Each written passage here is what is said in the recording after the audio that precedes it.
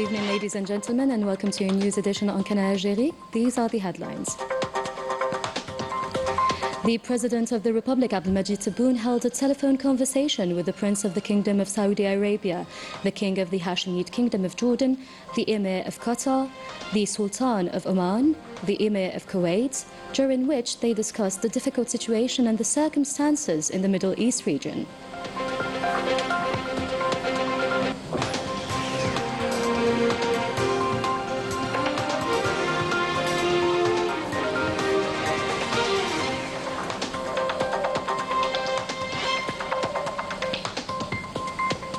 On World Civil Defense Day, the state reaffirms its commitment to modernize and develop the civil defense apparatus as an integrated system for planning, training and foresight.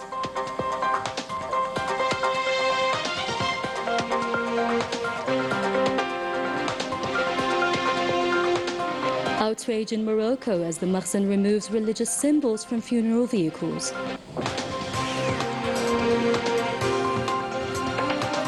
Welcome back. The President of the Republic, Abdelmajid Tebboune, had a phone conversation this Sunday with his brother, the Crown Prince of the Kingdom of Saudi Arabia, His Highness Prince Mohammed bin Salman. On this occasion, he inquired about the well-being of the Saudi people and that of His Majesty the King, servant of the holy places of Islam, and the difficult circumstances currently facing the Middle East region.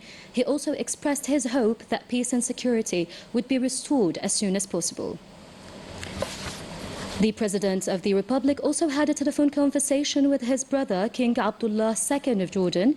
The two leaders discussed the situation in the region and its impact on the Jordanian people.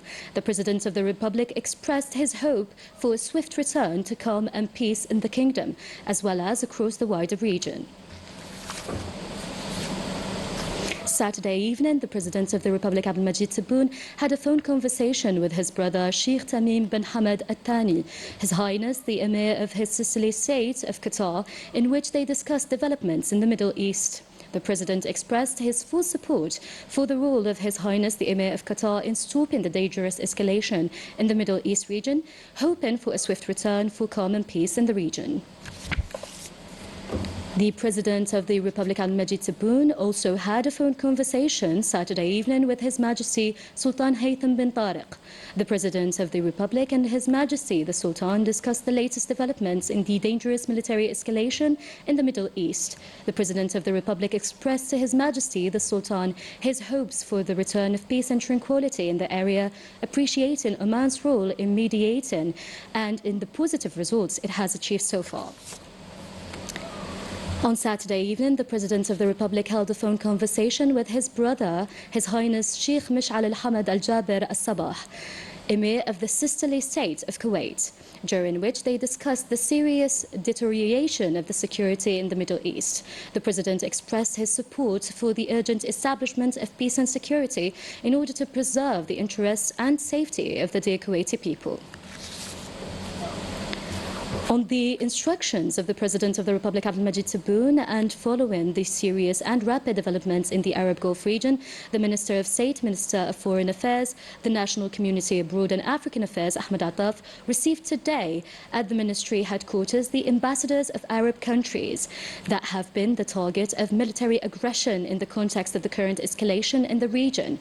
During this meeting, Ahmed Attaf expressed Algeria's full solidarity with the Arab countries affected by these military attacks, reaffirming our country's firm rejection of any violation of the national sovereignty of these brother states, their territorial integrity and the security of their people. In the same context, Ahmed Attaf emphasized Algeria's constant support for its Arab brothers in the face of the unacceptable violations they have suffered and the resulting human and material losses.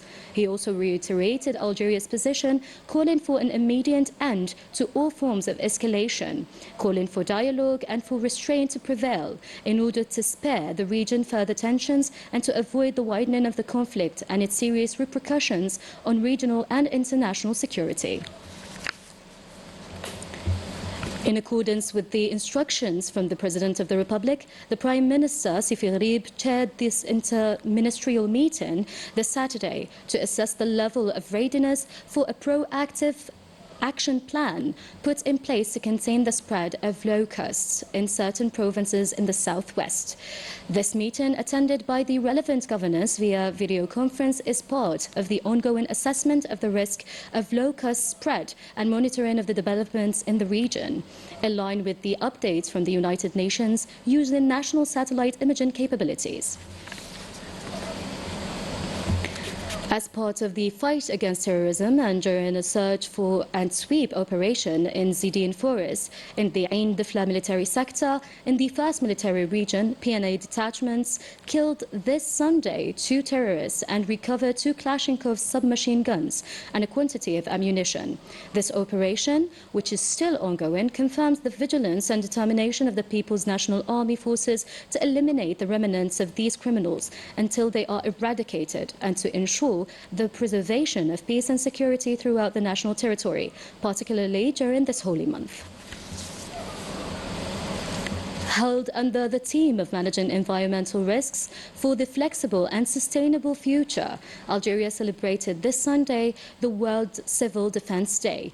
The official ceremony was presided by the Minister of Interior, Local Authorities and Transport, alongside the General Director of Civil Defence and senior security officials. The event highlights Algeria's commitment to protecting citizens, property and the environment amid growing urban and climate challenges. Ikram Manqadi. Today, the Direction General of Civil Defence stands as a fully integrated system of planning, training and anticipation, rising to meet modern challenges. Ranked first in the Arab world and 10th globally, Algeria's Civil Defence marks its World Day with moments of recognition and tribute, honouring the dedication and sacrifice of the men and women who protect lives every day. Awareness programs for its personnel and citizens alike, with strong focus on prevention and environmental protection. Backed by international recognition, Algeria's civil defense units remains committed to constant development. Each advancement within the General Director of Civil Defense reflects the firm commitment of Algeria's highest authorities to ensure maximum efficiency and full readiness. This progress within the General Directorate of Civil Defence highlights the determination of Algeria's highest authorities to ensure maximum efficiency and full operational readiness. Looking ahead, the General Director of Civil Defence calls for intensified efforts, stronger coordination between local and international partners, and the adoption of best practices in the risk management. These efforts aim to help Algeria build a safer, more resilient society. Risks for a resilient and sustainable future is a theme that reflects the major global shifts in addressing threats, whether natural, industrial or technological.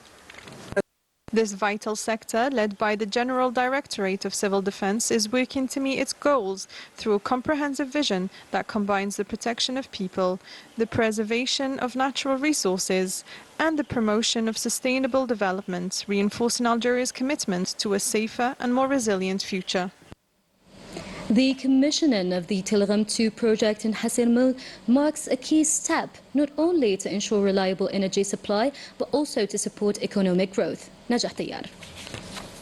With a total capacity of 368 megawatts, the new Tilgham 2 power plant in Hasirmil has been integrated into the national grid following the commissioning of its first turbine, while the second unit is set to follow soon. This marks a significant step in strengthening the national electricity generation capacity. Tilgham 2 power plant has officially entered service with the commissioning of its first 400 megawatts turbine. With the addition of its capacity to the existing 600 megawatts, the site's total capacity reaches approximately 1,000 megawatts, strengthening electricity generation and supporting the national grid stability. This project represents a key pillar in reinforcing the national electricity and gas system and ensuring a stable energy supply in the medium and long term. After the plant entered service, we affirm that its operation and management are carried out entirely by Algerian hands and expertise, built through years of work and training in the energy sector. We pray that we will always live up to the trust placed in us by our institution and the Algerian state. Today, as managers and operators of this facility, we consider this plant a national asset that strengthens electricity generation capacity and contributes to the development of national expertise. The Tilram 2 project supports major economic, agricultural and mining development while strengthening the national grid. It boosts the national economy, creates jobs and promotes specialized training to ensure sustainable performance at the highest standards. This project reflects an integrated and ambitious program aimed at strengthening the capacity of the electricity generation company to ensure the required energy supply to the national grid in both quantity and quality. The commissioning of this plant represents a major challenge successfully met by the company through Algerian expertise and workforce, reinforcing customer confidence and opening new prospects for the company both domestically and internationally.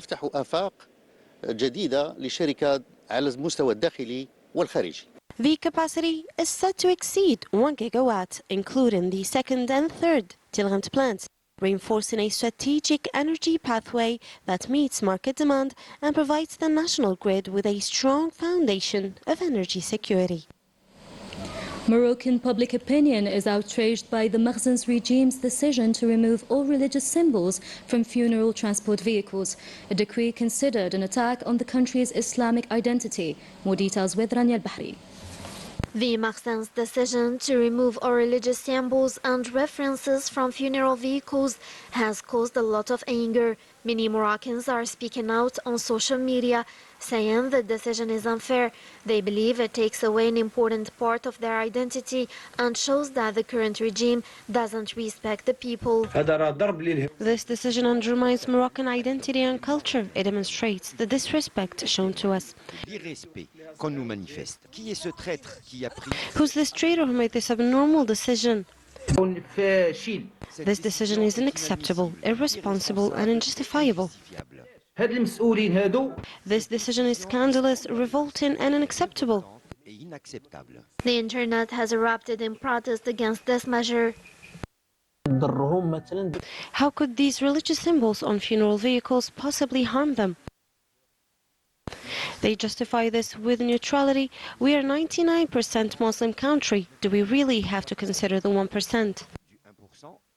This measure shows that the Makhzen has no regard to the symbols and practices dear to the Moroccan citizens.